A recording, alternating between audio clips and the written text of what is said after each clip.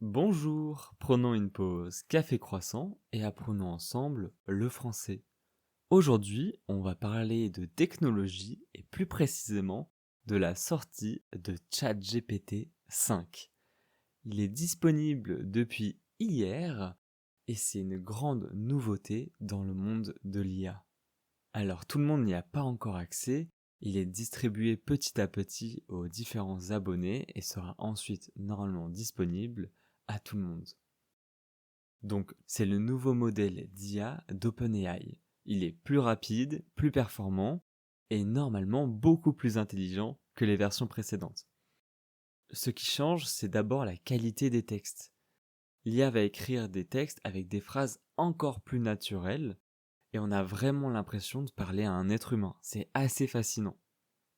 Il va aussi devenir meilleur pour corriger la grammaire, les traductions, etc.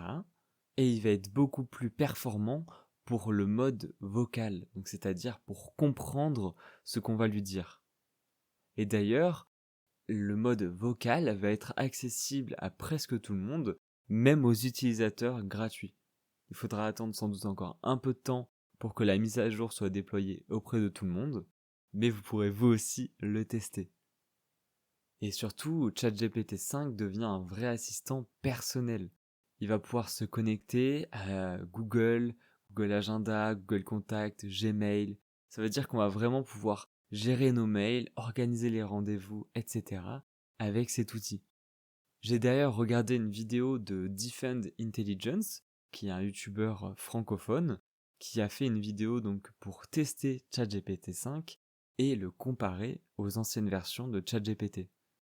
Et c'est assez fascinant, notamment donc pour la réalisation de sites web, où en fait ChatGPT 5 crée un site web de zéro avec tous les boutons fonctionnels, des encres dans les pages, etc. Vraiment, c'est impressionnant.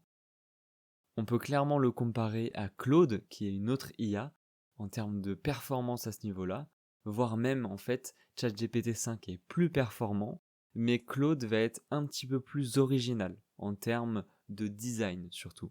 Et par contre, il a aussi essayé de faire un jeu vidéo en simplement demandant à l'IA de faire un jeu de zéro. Donc il a fait un jeu avec un labyrinthe et aussi de reproduire Minecraft. Et c'est assez impressionnant de voir que ChatGPT 5 arrive à faire un jeu vidéo fonctionnel dans le navigateur ressemblant parfaitement à Minecraft. Et surtout, ça marche. Alors que ChatGPT, les anciennes versions, n'arrivent pas du tout à faire une version fonctionnelle, Claude arrive un petit peu, mais ChatGPT 5 surpasse largement.